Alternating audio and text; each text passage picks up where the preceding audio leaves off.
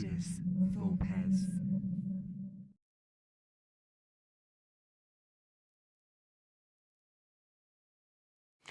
Welcome to Ludus Vulpes. My name's Kirsty. I'm Phil. My name's Matt. From Board Game Pix. You join us as we go through our next board gaming gossip. This week's topic is settings and theme of board games. So, guys, do you want to give us a little breakdown as to what we mean by settings and theme? Matt, do you want to go first? No, I'll let you kick us off, Phil. Because you've been itching to get this onto the table. I knew that was going to happen. Okay, so the last time you joined us for Board Game Gossip, we were talking a lot about weighting of games, and one of the things we got onto was complexity, and we also talked about rule burden and rules burden. And I wanted to talk about this particular topic because I think actually when the theming of a game is strong, the rules burden decreases, and it was like one topic got me thinking about another. So let me see if I can get some clarity around what I mean by setting and theme. Setting I consider to be set dressing. So when I say that, what I mean is, and the best example I can have is Century Spice Road. Century Spice Road is a game, for those of you who haven't played, that's fine. It's a game about trading spices along the spice routes, and it's all well and good. And it's kind of an engine builder, and you're changing cubes for different cubes. And then they brought out a Century Golem edition, which was exactly the same game, literally exactly the same game with different art. And that tells you one thing about the setting of that game. All it is set dressing. It's a way to put something pretty around the mechanics of a game so that ultimately you're not just playing blank cards. And that to me is setting. Setting is the thing that you wrap around a set of mechanics. It's the appeal. It's almost after the mechanics are in. It's like it's the sort of the Reiner Knizia approach. Reiner Knizia hands over a set of rules with some ideas about what the game might be, and the publishers apply theme to the rules. Okay. And with Century, I think you can, Century's not a Reiner Knizia game, just make that clear. But with Century, Golem Edition, and Spice Road, it becomes really clear that the mechanics are, and the game is great. The mechanics are strong. And there's some set dressing, just because you need to have something pretty to look at. That's setting. So what's theme? Good question. I find this a little bit harder to explain. Theme, I would say, from a design perspective, is the other way round. Theme, you take something that's happening in the world, and you create a set of rules that reflect what's happening.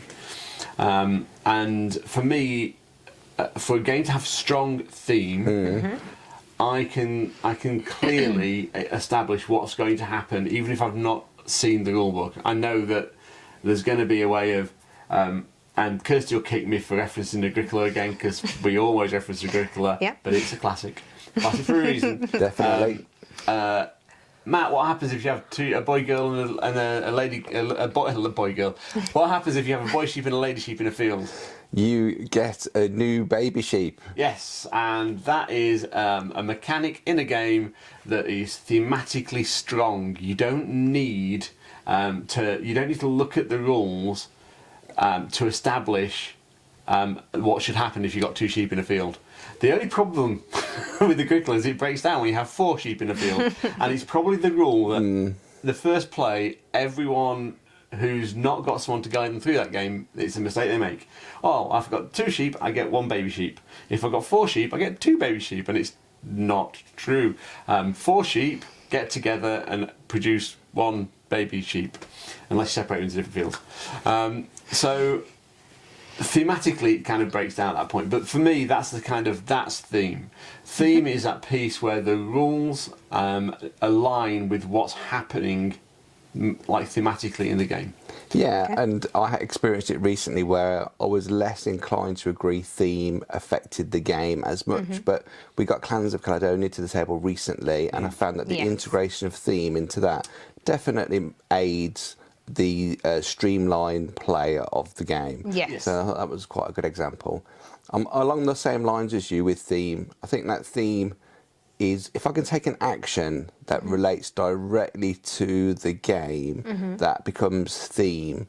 But if it is the setting of a game, it's a bit more abstract generally, I would say. But yeah, if I can get something that relates directly to the theme, an action could be a card action, dice roll, or you know, anything, any particular action. But as long as it's within the flow of that game, I do think that the theme that generally helps. So in that case, then, if you think of something like Lost Ruins of Arnak, your action is you are exploring, for example, and maybe you play compasses. Yeah. So that is thematic. Yeah. Whereas the setting, when you get to the end of the round and the moon staff moves along and the artifacts become more and the items to purchase become less because you're getting further away from shops because you're going deeper and exploring deeper, that's part of the setting. I would agree. So using your example, if I said to you, if you had to explore by paying money instead of compasses, it would be less thematic. Yes. Yeah. Actually, if you look at the like Arnak's quite an abstracted game in many ways. But if you look at the board and you look at the routes that require a boat to get to them, they tend to be following the waterways. And the car tends to be following a jungle. Don't try driving a car through jungle; it doesn't work very well. But that's kind of. It is a Jeep. I mean, it's probably the best version. And Arnak's a really good example of a game that has, I would say, predominantly setting with some hints at theme. And I don't. All games have setting. I think. I'm making a statement now. I don't know if I should. For me, all games have setting. Do you agree? Well, comment below. Well, you originally just didn't think that, did you? You thought there was poor theme and good theme. And this, if we even look back at videos, and this element of setting is a new twist, really. Yeah. Yeah. Yeah. Yeah, and I think you've got to, although there is a game, you know I'm going to mention it, which has awful setting and awful theme. Yeah, but how are the mechanisms? They're fantastic. Okay. But that's not the point. So I guess for me, that like probably a really interesting point from this, Kirsty. Like, what's your take on setting and theme? Because Matt and I have talked about it. So for me, my experience is theme. Kind of, I get what's the right word? Enveloped in the theme. Immersive. Immersed in the theme. Immerse is a word I've written down. Yes. Really? Very good. Okay. Yeah. So theme immerses me. Okay. I feel like I can dive deep into a particular game if the theme is right. And setting, I feel, is probably similar to what you said about like the set dressing. So if I can get into a theme but all the components aren't really working, if it's like, well, why am I using pounds in America or something like, it's something simple as that can make me feel, well, it's not quite, that doesn't feel disconnect comes in, doesn't it? Then definitely. Does the mechanic connect to the theme of the game? Does the consistency, is it consistent as well? Is it like, I guess it's continuity errors in TV, isn't it, almost? Yeah. Well, one of the things that I think contributes for me is the theme, is the artwork. So if I have a beautiful board or a nice map to look at, but even down to having the resources, the shape, as opposed to a cube or something like that, I think that can either help me personally with theme, especially if my it's enjoyment of the game, I think.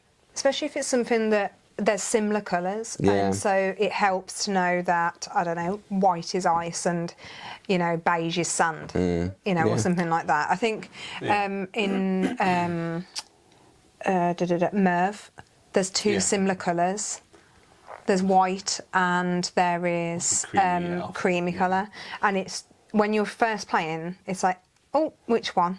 You know, and it's only occasionally. It's adding a layer of thought that doesn't need to be there. It's that disconnects as but then, come in then. To be fair, once you've played once or twice, you know and you understand. But there are sometimes colour actually, and that I suppose is setting, can sometimes just confuse matters. So. Sorry, that was going off a bit there. No, I liked it. I think we're broadly agreed on the difference between setting and theme. And I think mine was kind of like almost a closed box. But actually, I think both of you have added the word immersive, which gives you another layer. and we talk about I think was it our first board game gossip where we talked about Euro games versus American style games, and typically American style games are considered games with theme, where the theme oozes out of them, and Euro games are considered pasted on theme or pasted on setting. And I don't think that's fair. Actually, I think the better Euro games, especially modern design. Yeah. When I say modern design, I mean in the last 5 to 6 years, because design's leaping forward. They're a hybrid between the two these days, aren't they? The good games. And like Scythe as an example. And the good games can carry theme beautifully, and they don't need to just be set dressing anymore. And I think I've accused games of being lazy design, where the theme it's quite obviously pasted onto some really fantastic mechanics. But broadly speaking, setting is set dressing. It's the stuff that wraps around, makes things look pretty, but doesn't necessarily drive that immersion, doesn't necessarily support the structure of the rules and how the game plays, whereas theme is much more about allowing you to immerse yourself into the game and not break that immersion. Yeah. If I said to you Splendor was about mining gems and preparing them to send to nobles, you wouldn't get that out of the game, would you? It's about playing with poker chips and cards and not playing poker. The tactility of that game with those poker chips. And actually, Splendor is a fantastic game. Yeah, it is. But it's also a game that could be any setting. It could be perfectly ambiguous. And I think, especially when you talk about abstract games, the more abstract a game becomes, the less setting and theme carry it or are required to carry it. And Splendor's certainly one. Sure, the theming's nice. You got that first layer which is mining the gems, and then the second layer which is transporting, and then the third layer of cards which is refining them into works of art. But I'm just trying to find the right card so that I can grab that token. Yeah, you want the victory points. Yeah, basically. Is that an interesting concept? Where sorry, Kirsty's just bang thought in my head from that. Is there an element whereby actually you're playing a thematic game, a game with strong theme, when you're not chasing, when you don't feel like your entire purpose is to chase victory points, and you feel like I'll probably use, we've already mentioned Clans of Caledonia. Use that as an example because that's a game you can get lost in. It's I am a wheat farmer who's going to make bread and whiskey even if it kills me. even down to the variable player powers, they thematically make sense, don't they? They've all got different abilities. But it's for me, I think very little in Clans of Caledonia. There's the territory scoring at the end, which I feel like is. I don't know. It's a little bit awkward, isn't it? It's the jump out of theme, but everything else I feel is pretty thematically sound. Actually, it's almost like alphaism. Isn't it, in the game? It's like we need to maybe it's game balance. We need to do something just to balance it out a little bit. Reminded me of Small World and Terra Mystica, that part when I learned it's integral because you wouldn't interact with anyone else's buildings otherwise. So they had to do, I think it's 18 points or something for coming first. In a 3-player. So it's a big jump of your score is 10% probably. So So we've got a broad definition of setting a theme that I think all three of us actually agree on. I agree. No, but it's not. I think that's a nice place to be. I guess the question I've got then is, can you think of any games, and I can think of at least one that don't have setting and theme? Oh, okay. So I'll say a quick one, which is one that, to be fair, I haven't played, and it's one that was going to be coming out this year, and it almost made my list of games to look forward to this year. And if you remember, we were talking about it. In fact, actually, I've got two. And it was Hijacked. I don't know if you remember. And the artist was the same one. Oh, same one as the guy that does the art for the Garfield games. Miko. Miko. And that I really liked the idea of the game, but there was so little information. But because it was all about preventing a hijacking of a plane and terrorism, there was a slight about it until there's more information, and that made me not put it on the list. Yeah. So that's where something. It's not obviously one I've played yet, so When it can put you off potentially. Yeah, for me. And then one other one that I've never played it, but I hear from everyone it's a fantastic game, but it's uncomfortable. Is it This War of Mine? Yeah, I've heard it's thematic. Yeah. But I've never. I have no experience of it. But anyone who I have spoken to has said it's so. Yeah. Well, the video game was the same, so they've used the video game as the starting point, and I think that's. It's a really interesting game actually, because there are game mechanics in there that have to be in there that take you out. For me, take you out of the immersion of the game, which I think is interesting, because the game is at its best when it's asking you to make decisions and presenting you with really uncomfortable problems to overcome. But I think what I was trying to get to wasn't necessarily games where the theme puts you off, but games without any theme. So you've got like chess as a good example. It's no theme. It's got the setting of a war theme. Yeah. But it's classic. There are a lot of abstract games. Yeah, I think we could probably list off a series of abstract games. The one for me would be Project L. Project L is a lovely game, but like, there's no setting. Beautifully tactile. and I think that says, especially like the popularity of. So a great game doesn't have to have theme, does it? No. So. I haven't played the expansion yet. I don't know whether that makes a change. We'll have to wait and see. Just got to get our hands on it. Okay, so a great game doesn't have to have theme or setting. Agreed. It's interesting.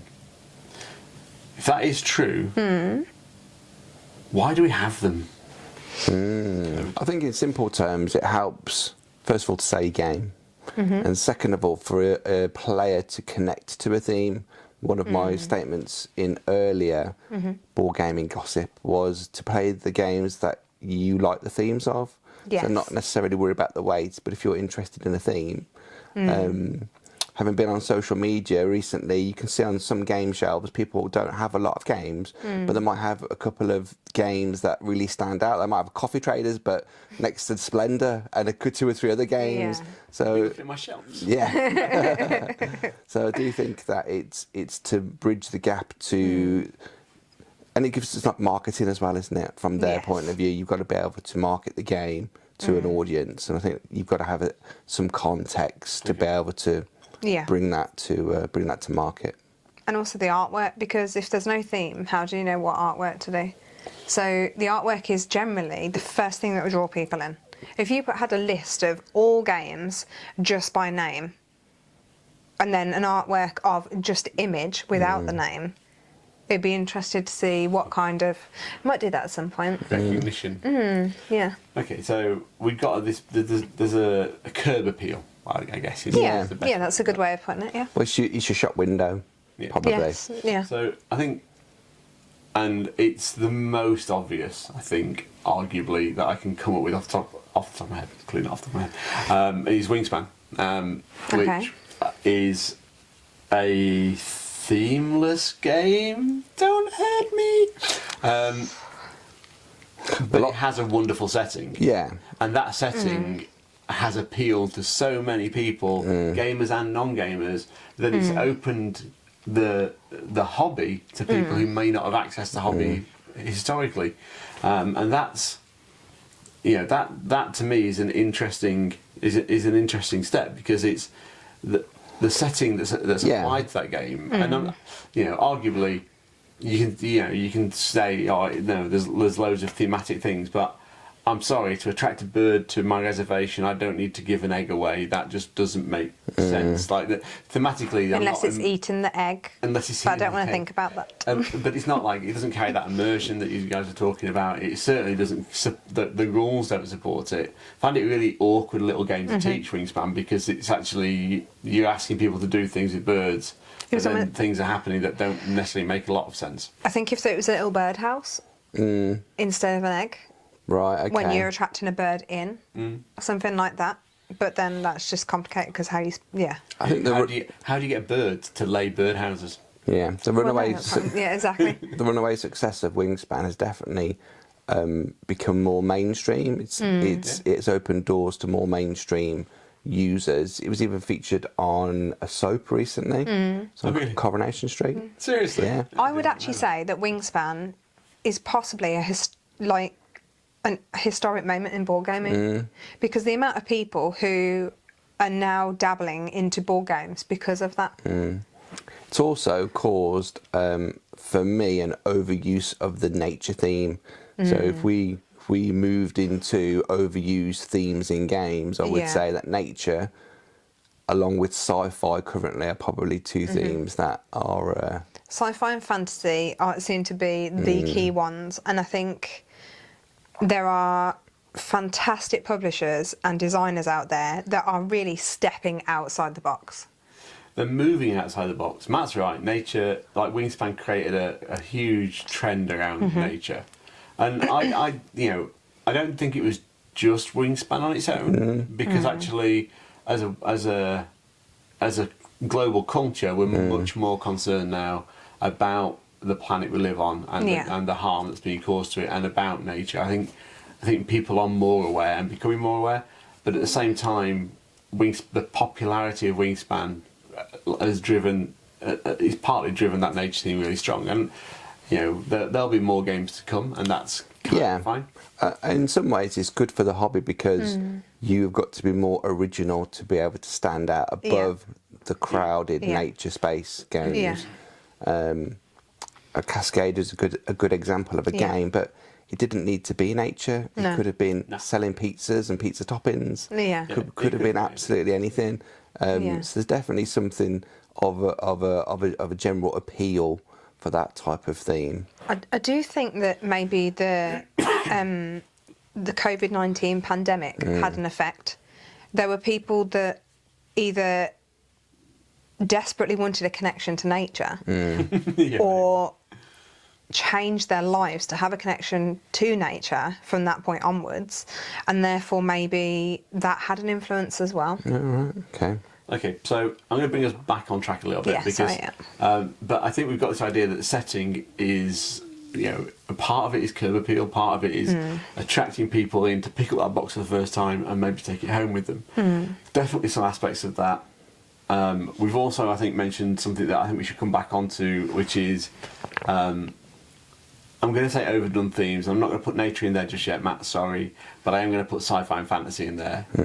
As much as for those who've watched any part of our channel will know that I love a good sci-fi game and I love a good fantasy game.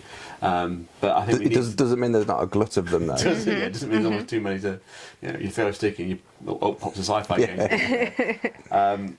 But actually, I think I think we need to come back to talk about those particular themes and why they're a significant part of the board game industry. But I think, is there any other reasons that setting's so important to a game? Because you talked about chess, which is universal and ubiquitous. It's played in so many countries in the world. It's arguably like Scrabble as well. So you've got games that don't have setting, don't have theme, and yet modern board games, you cannot imagine many of them coming without setting or theme. Even the most abstract game, not the most abstract, but semi-abstract games like Splendor, where this mining and selling gems thing is just like bang pasted on. Century I've already mentioned, where the spice bit pasted on, or crystals for golems pasted on. So modern games almost insist on setting. Are there other reasons for that, or is it just that curb appeal? Is it just about getting boxes moved? And am I just cynical?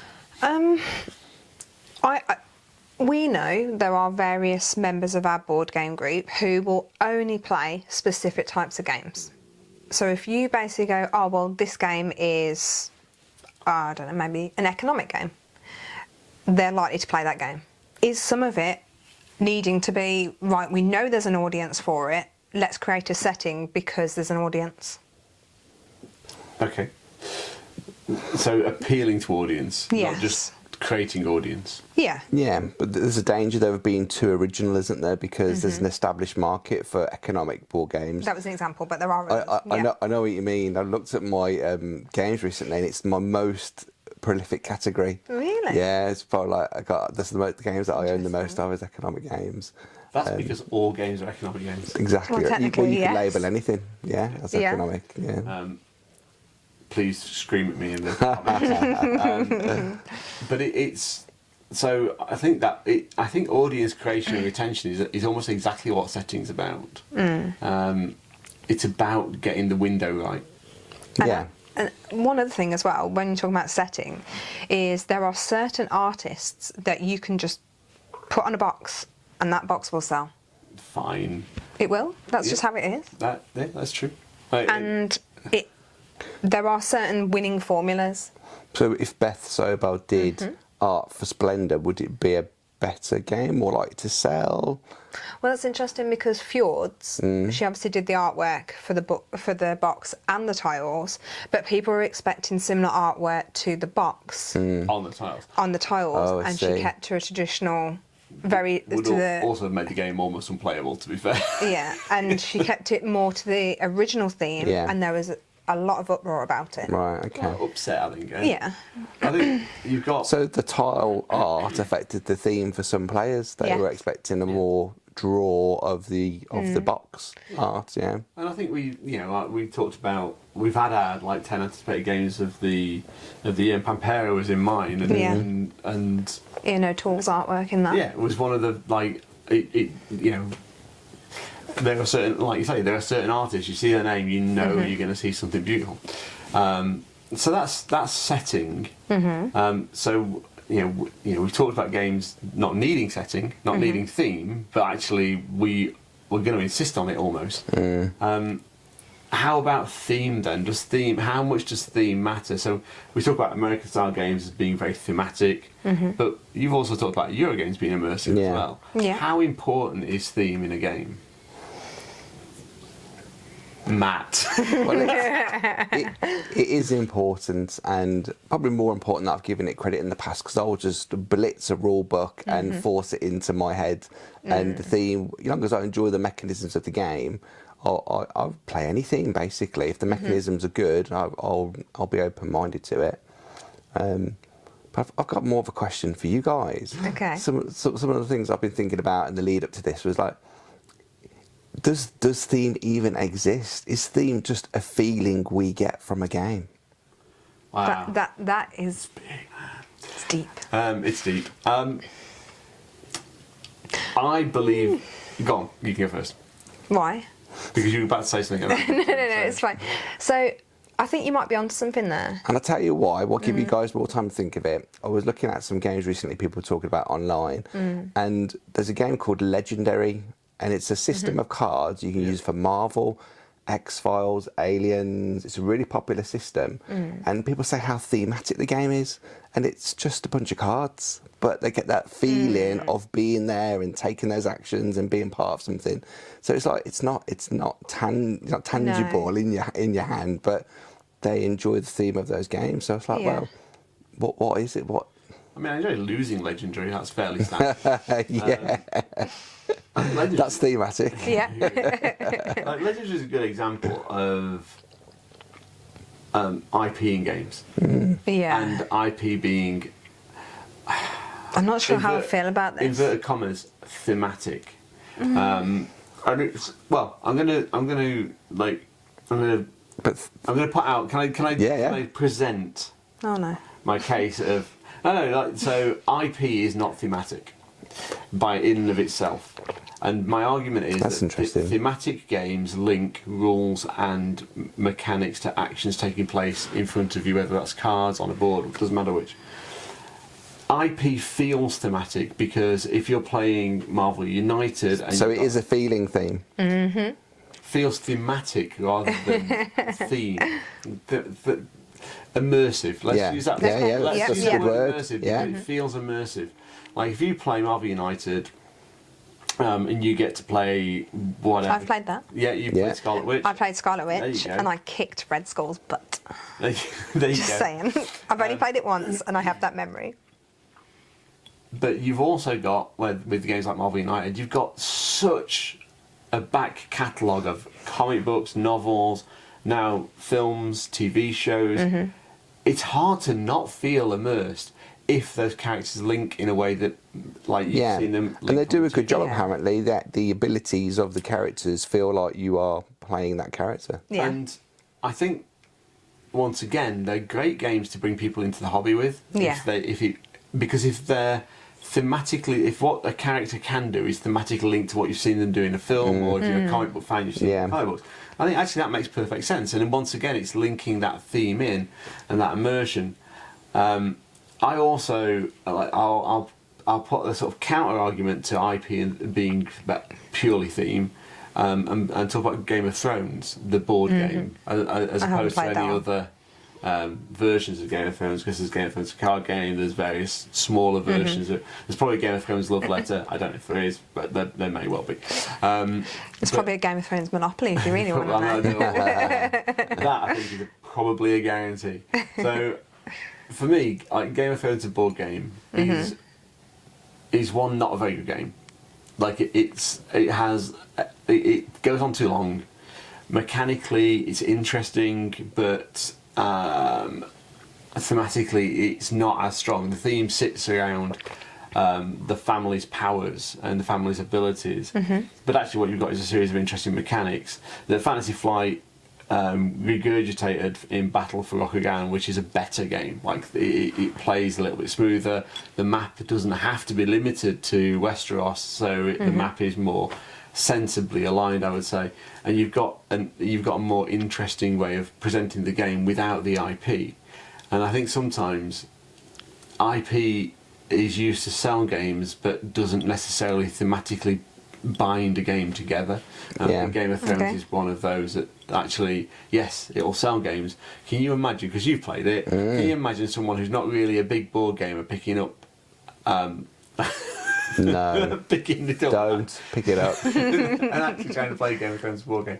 It's a tough ask. Yeah. And thematically, the rules don't really align that strongly to themes from either the IP or more so what you're doing on the board, but not necessarily from the IP. Yeah, no, I think you're right. I agree with that statement. So yes, it's a feeling. I don't disagree. And that feeling is, I would say, measured in immersion. How immersed are you in the game? Yeah.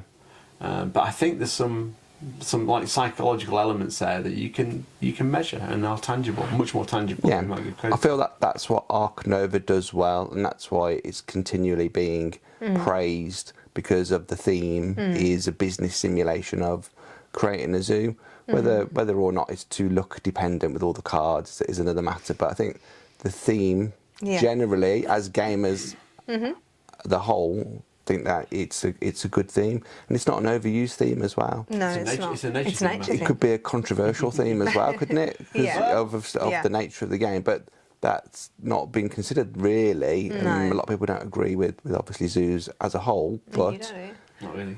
yeah, so it does affect a decision to purchase, doesn't it? No matter how good it could be. Yeah. There's some games that we love being rethemed recently. Yep. Mombasa is moving into outer space, which I'm kind of looking forward to. Yeah, it's just about to come out, I think, that one.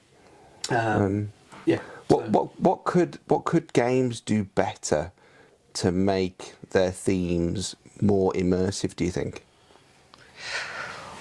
So, for me, it was something I touched on earlier, and that was when you were talking about like the overuse of themes. So there are people out there who go for something that isn't there.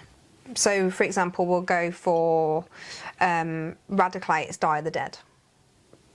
That there at the time there weren't many games that were based on the Day of the Dead That festival theme, yeah. and that theme.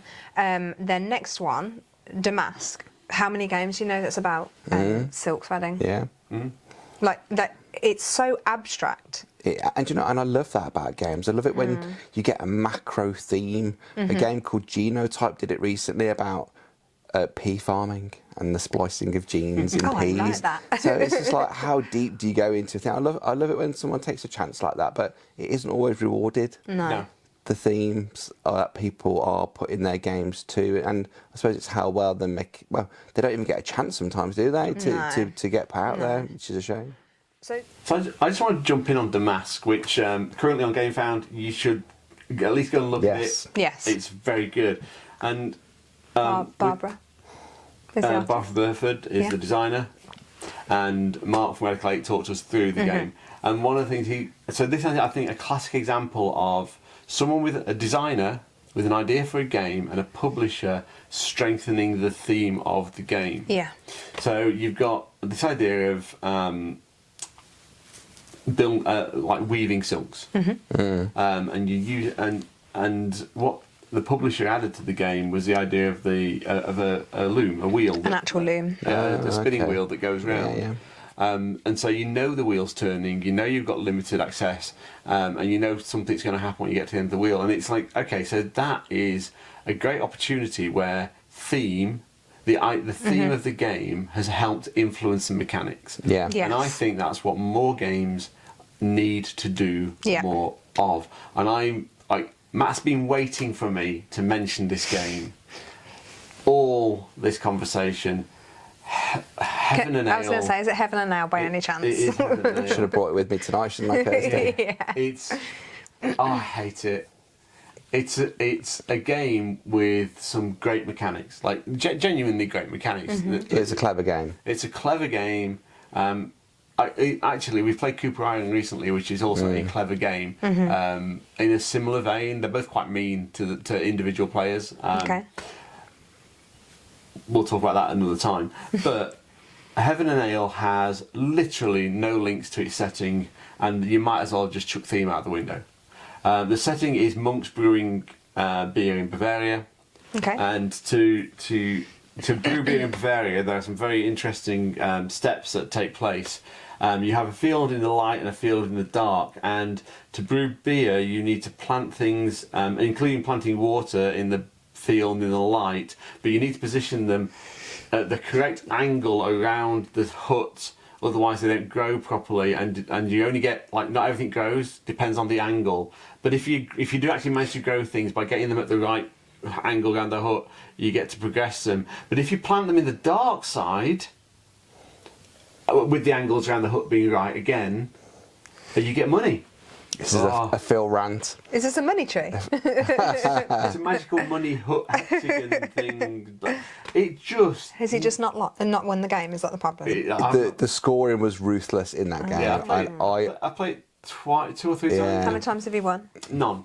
I think we found the problem. No, it genuinely frustrated him that it was limiting. It was so difficult to play because you're constantly asking questions, because nothing makes sense. Nothing in the theme or the logic setting of the game fits any. It reminds me of Castle de Burgundy in that respect. I found the same experience there, but just on a personal level.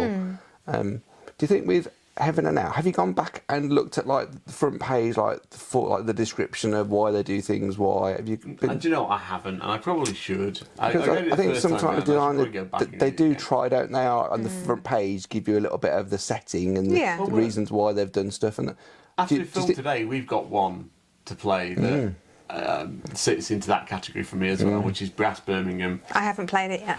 But they've gone through all the industrialists. They've got a list of the name of the people and what they achieved at the start of the rule book. So they also try to explain why beer teleports for you and doesn't teleport for other people. And what? It's teleporting beer. It's amazing.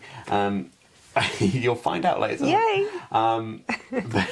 It just bugs the hell out of me. It's like, come on, Martin, you can do this. You can have consistent rules for the transportation of goods. It's fine. No, he can't. No, he can't. I think Martin Wallace, a man who literally doesn't know me, writes games just to annoy me. Oh. I think that's just true. Should I get a tiny violin out? I think it's hard sometimes though. It's like, as a designer, what do you leave out of a game as much as what you put in? How can I take a step out to help streamline it? And that's where that disconnect comes in sometimes, isn't it? You can't. I think you've hit the nail on the head. There's two elements there. Themes are well and good, and it's important. I think it's really important, and I describe Heaven and Ale as lazy design, not for the mechanics, which are really clever and really interesting, but for the failure to link them to anything. Okay. I think... Which defines it as a setting. Well, 'Cause it's not- there's I no think link. it even fails at that level. To be fair. Harsh. Fair. But I think actually there's the other sort of the flip side of that is there's two things you've got to get right. You've got to streamline a game and you've got to balance it. And you know, I look at Brass Birmingham, and for all the frustrations it causes me, I understand streamline and balance, and that's why you get things working differently. That's why you don't have the consistent modes of transport. And that's, I suppose, my question to you two is, where do you draw the line? Like, how important is theme, or are those other things more important? Because it defines why we play games, I think, to a certain extent. How important is theme in that? Well, let me explain. Let me try and explain myself in a slightly different way. So I think balance and streamlining interfere with theme. I think fundamentally they interfere with theme because they have to. Because we all want a game. You can't have everything in every game, can No. you? Yeah. No. Now, if you had a completely unbalanced game that was strongly thematic, does that change what you... Because if you know it's unbalanced, you're not playing to win anymore. You're playing to enjoy the experience of playing the game. Yeah. Which arguably a lot of co-op games feel a little bit like that. However, if we're having a competitive game, we want that game to feel like I've got a fair chance of winning. Yeah. So how important, like where do you draw the line where actually theme is so important to a point, and theme and setting is so important to a point, and then I need game balance because I want to have a fair shout of winning. Where is that a line that designers draw and publishers draw when they're developing games? Yeah, there's got to be a limit to it as to what you can put into a game, and I would almost say I'm a mechanism person first, and then how would that tie back to the theme of the game for me personally? But I'm sure there are lots of designers. In fact, I know for a fact Vital Lacerda starts with a theme and then works backwards. Whereas Stefan Feld will start with the mechanics and then add the theme in.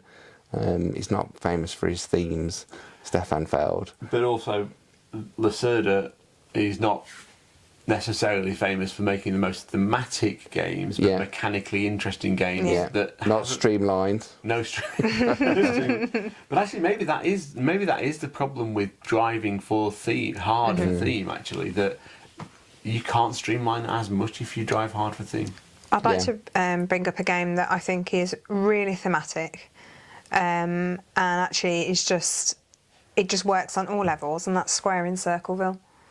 It's based on... Really? Well, I think so. Yeah, you feel like the theme comes through with that one, do you? Massively. It really does feel like it's probably one of the top ones in our collection that do setting, theme, everything. Like, yes, the board is a little drab on colour, but it's more because it looks like plans. Right. Okay. It's like the setting needs to be that, so you can see all the other the background. It's not loads and loads of colour, and I think actually it works. There's no distractions. You concentrate on the game, and it's a fantastic, great game. Yeah, well, that's where graphic design comes in. That everything's streamlined. And we found that recently with the Messina 1347. Yeah. Quite a heavy game, but it's quite streamlined. It and doesn't feel heavy. No, that's right. Because it's the theme comes through for me in that one. Coffee Traders.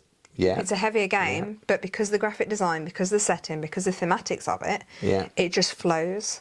Those boards are journals, and you follow the process. Yeah.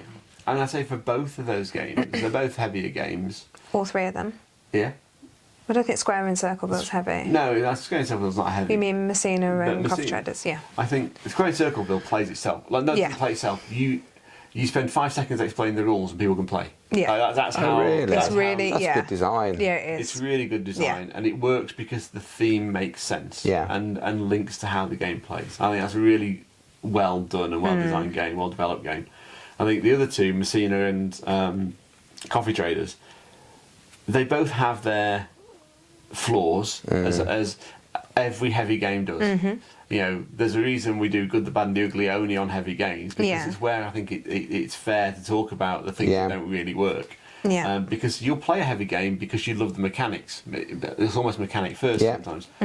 But both Coffee Traders Messina, Imperial's Theme. Imperial's Theme, Arc Nova, I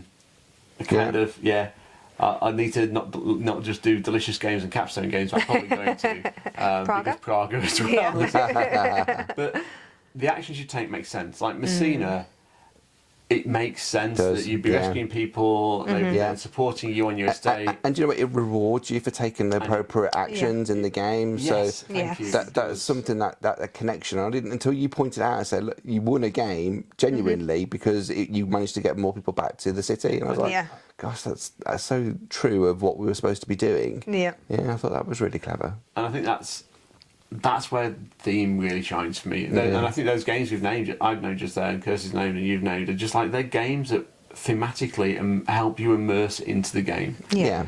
You can carry out actions that make sense for the setting of the game, and the rules support that. Yeah. That takes setting for me to something that's much more thematic. I've got a couple of light games that I thought were quite thematic on my list.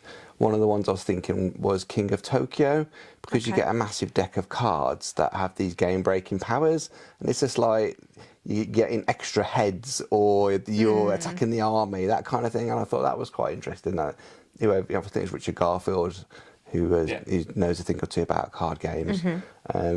Also, I thought about... He makes a good Yahtzee clone. Yeah, absolutely. Another one was Karuba, which you're going through the jungles and you have to collect gems as you're going through. I've played Karuba, actually.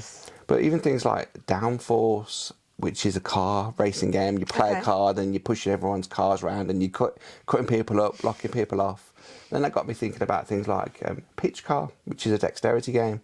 And you have to, you're trying to get ahead of your competition and get around the track first.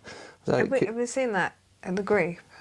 Some of the guys might have played it, I think. Yeah. And you go up certain areas and down. There could be ramps and jumps. Yeah. I think I've seen it, but I've not played so it. there's all kinds of levels of theme. It doesn't have to be a true thematic purist game, because you end up talking about Japanese warriors, and you've got a 3-hour game ahead of you to do that. Whereas I do think that some of the light games can be thematic too. Yeah, I think Downforce is a good example. Look at my list. I've got some light games on here. I think also you've got if we're going to like Flamme Rouge as well. Actually, Yeah. That's true. Yeah, I think it's a great game. I think it's a great introductory game for that's people. a good shout. Yeah. I don't typically like racing games. I like race games, but not racing games. But I think for me, like there's 3 that I really like, which Downforce is one. And that's a gambling game as well to a certain extent. Yeah, it's true. It's like it's Camel Up for like slightly more advanced Camel Up. So Downforce I like. I love Flamme Rouge. I think it sits beautifully in its theme, and it just makes sense picking up the exhaustion cards from. Yeah. And then Snowtails. I was going to say Snowtails. Because like I love huskies, but the idea of like managing the speed of your dogs and it makes sense. The game makes sense mechanically. Yeah, you feel that rush towards the end with like both. Come on, can I do it? Can I do it? And Flamme Rouge is exactly the same. It's like, come on. And it's like when you're watching another team slowly pull ahead. You're like, oh, come on, I can do it. And you pull out 2 exhaustions. That's the feeling you get from the game, that you want that progression. I had a couple of other games I wanted to talk to you about, and Phil's big on this game, and we should really play it. It's Suburbia. I think it's quite a good. Have you had a go of it? I played it once or twice. Yeah. I'd like to play it a lot more, but generally I think it's well regarded as a thematic game, and you want airports away from you, and you want restaurants close to your houses, and that kind of thing. Yeah, all that positioning, all that sort of stuff makes perfect sense in the game. You're like, I've got sewage works here, and it's going to bring me some cash. But let's not put it. But nobody likes it. Let's not put it in the residential area because everyone's going to get upset. I think that makes sense, and from a. We're not on the lighter games anymore. Is what Suburbia, but I think there's in a similar vein, Electropolis. That's a really good example. Electropolis. You take it away. So this year, I think we all called actually, that some of the games we were looking forward to this year, there was a heavy influence on like power. So Gigawatt. Green power, environmental power. So things like Gigawatt, there was Pompero, and there were other ones that could have potentially made the list.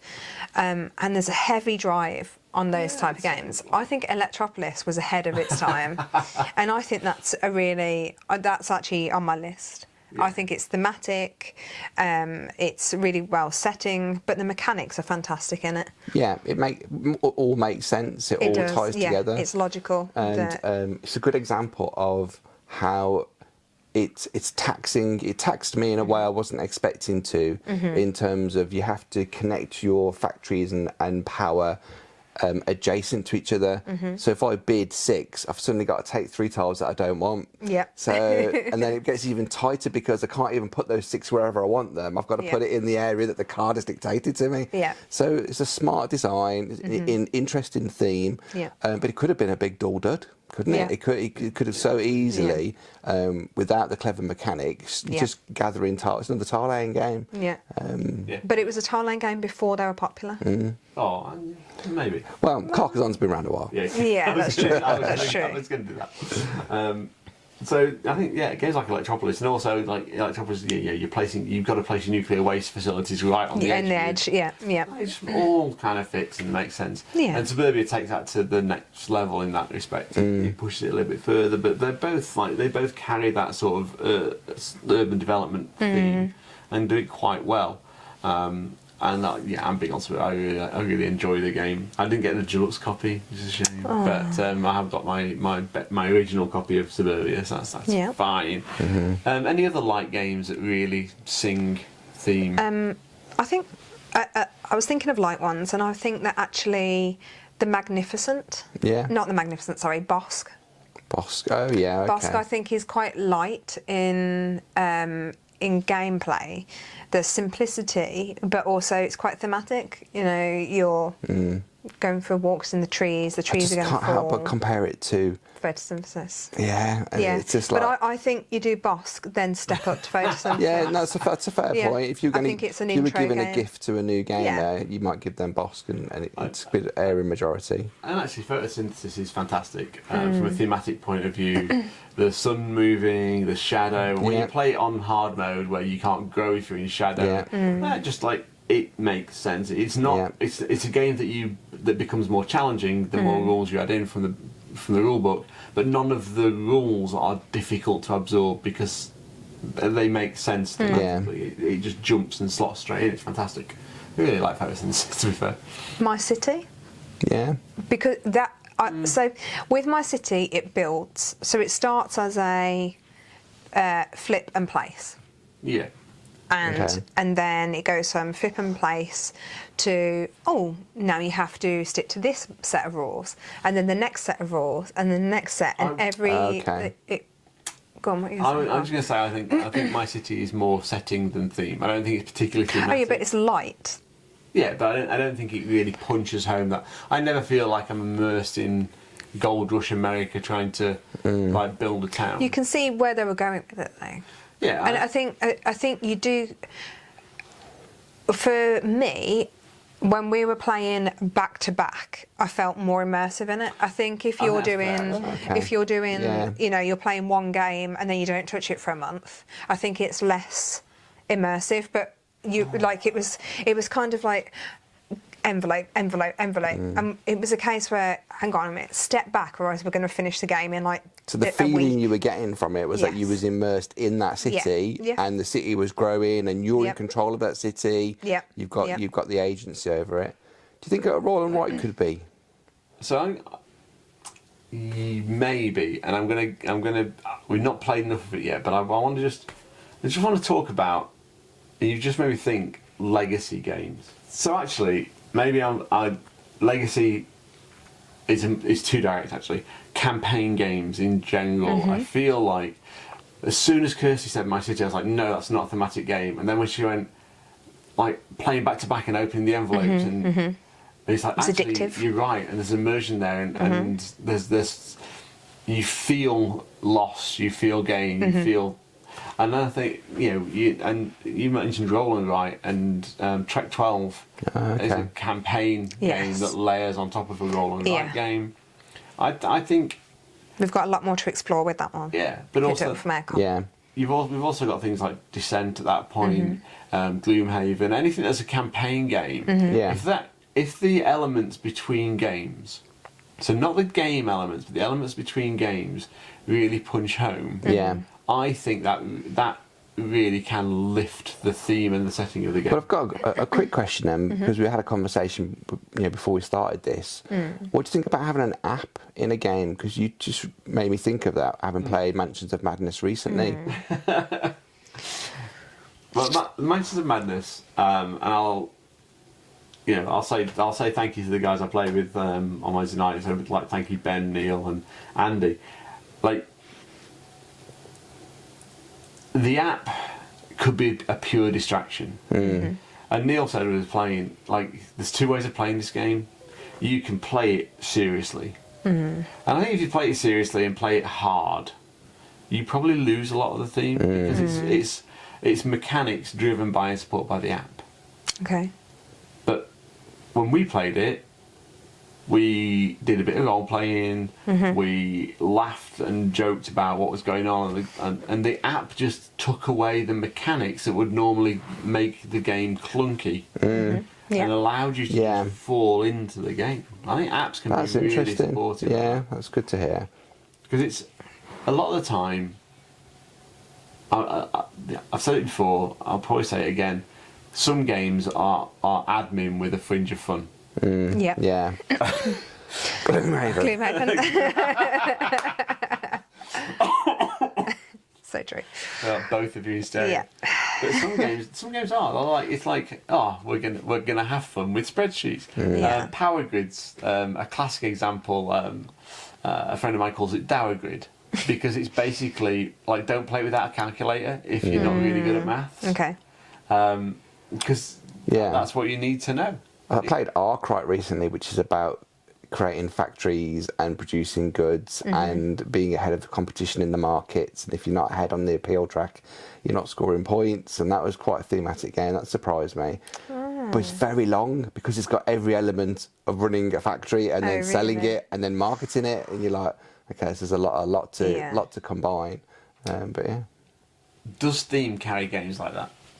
So if you've got a game that's long, complex, hard, and 3.5, 4 hours long, does Theme enable those games to happen?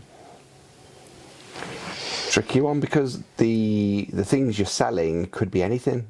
I think you're selling lamps and bread, but it could equally be donuts and TVs. So there's no element of that, and there could be more variety in the game, but then you add another layer onto everything else that you're doing. So I don't know how variable you could make it really.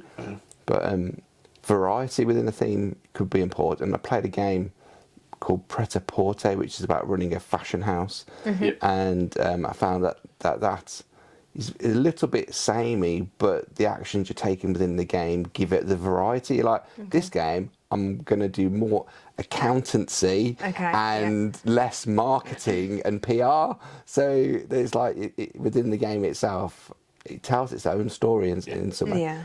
But if you haven't played Pret-a-Porter, go and play it. Everyone's got to play it once. It's a fantastic game. We haven't played that one. Yeah, it's a really good game. So it's a one where you stand up and walk around the room while you're thinking kind of game. I like that. So it's interesting. So apps are good for theme if implemented well. Yeah, they stop the game being an admin. Yeah, element, a lot of people are into the Lucky Duck games. I think they do a lot of apps. Chronicles of Crime. Have you ever played that one? No. It's quite an interesting game. They've got Destinies out at the moment, which I think is a big hit as well. That's really well. Yeah.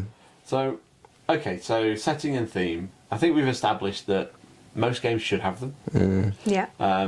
They can be poorly implemented, at which case the game can feel less immersive, a little bit clunky, a little bit cumbersome maybe. Okay. But at the same time, a well-implemented theme in a good, strong setting, that actually can help and support the game progress. I just want to finish the conversation on overused themes. I said we'd talk about it. I said we'd come back to it. And fantasy and sci-fi, I think, are broadly, and both of them have got such a broad such a breadth, in each genre, that actually to pigeonhole them all together is really hard work. But like, you know, fantasy and sci-fi has been around for a while. There are so many games that hook into fantasy and sci-fi as their theme and their setting, and you know, we've talked about games that step outside of that.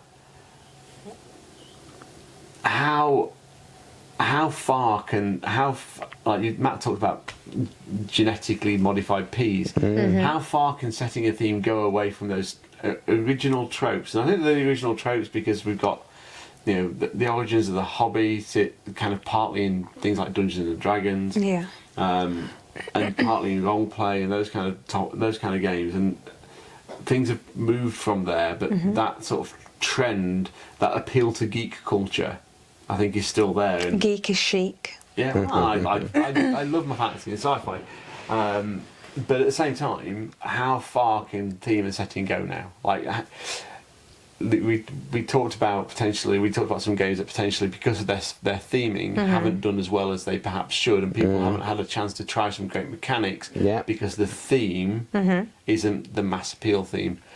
How far can we go with themes now? Where like what's the future for themes? Well, one thing that popped into my head then is when you said, you know, sometimes things can't do as well. I'm surprised the Magnificent isn't more popular as a game. It's not hugely thematic. I love the setting of the game, but it's, you know, how hard are the publishers working to market it? It's just another game on a shelf, in a dark box, in a black box with a blackboard. The artwork is stunning. I think it's amazing. I absolutely love it. I think it's thematic because once upon a time you could only go to the circus at night time. Right. Okay. So it's got that. You are doing your advertising. You're doing your posters. You're housing your performers. Yeah, it's more of a Russian circus with acrobats as opposed to the traditional circus. But yeah, that's a good example. I think the future is being original and finding a niche that not everyone else is doing. I would like to see more horror themes. I haven't played a horror Euro game ever. And now in my head I'm like, come on, there must be. There isn't, not a good one. My daughter's been playing a lot of Harry Potter Cluedo with me recently, and she's been loving the deduction side of it. And I went to the Board Game Geek and looked at the top 500 games. There's only a handful of good deduction games. You've got Cryptid, you've got the one you talked about, Search for Planet X. So there's a lot of gaps in the market for good games, but what's going to sell, and how original can you be? Will your publisher let you go with a theme that you've teed it up with, or they're going to change the theme to get it produced? And there's a big question, actually. Like, how publishers need to sell games. That's their job, that's what they're here for, and we love playing the games that those publishers produce. But how much risk are they willing to take? We're lucky that we have a hobby that's massively supported by Kickstarter, GameFound, and crowdfunding in general.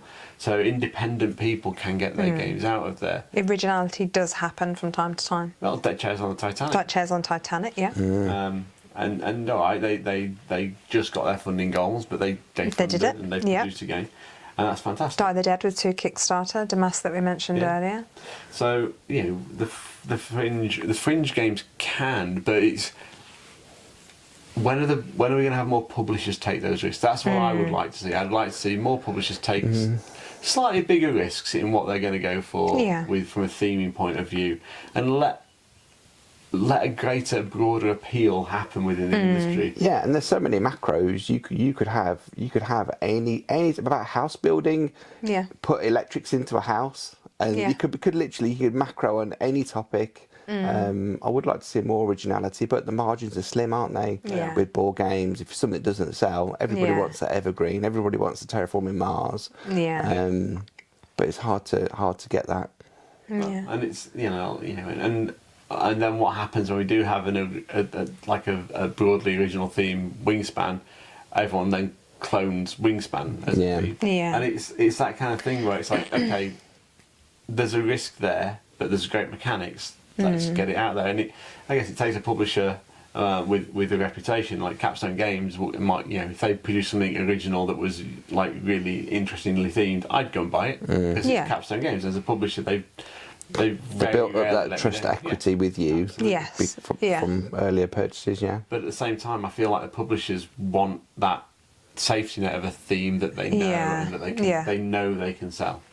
Yeah, it's almost like people having that leap of faith, going, actually, this is outside the box, but let's go for it. Well, I think that's to do a lot of board game reviews, isn't it? You need to see some good reviews. Yeah. But inherently, if someone sends a reviewer a game to review for free, then you've got always that element of, they've got a free game, they haven't invested in it. It's hard to know and trust. And it's difficult to be perfectly objective about games. I agree. That's very true. If it's free, I'd trust their reliability more than if someone was getting paid to provide that review, because you're being paid to maybe be a bit more positive, or I feel that someone who isn't being paid, who's spending the time to do it, would hopefully, you think, be slightly more honest. Anyway. Yes, anyway, yeah. So I think from my perspective, I don't know about you guys, I think that for me is setting a theme. It's that critical part of a game. It's the curb appeal. It's the thing that's going to bring gamers in to pick the box up and then give them a chance to buy the game. Yeah. It's also the thing that, if you get it right, will support your mechanics, support your rule set, and actually everything kind of, I'm going to say, flows through to a really immersive place. And you get it wrong, and we come back to what I was talking about last time, which is that rules burden. Like, I just need to check the rule book on this one because I'm not sure it makes sense. So I think for me, that's where I think this discussion has got to. We've shown some great examples, and also demonstrated that theme doesn't just have to be in heavier games; it works in lighter games as well. Yeah, I agree. Has anyone got any final thoughts they want to say? Just enjoy the themes that appeal to you the most. If you see something that you're interested in, try it.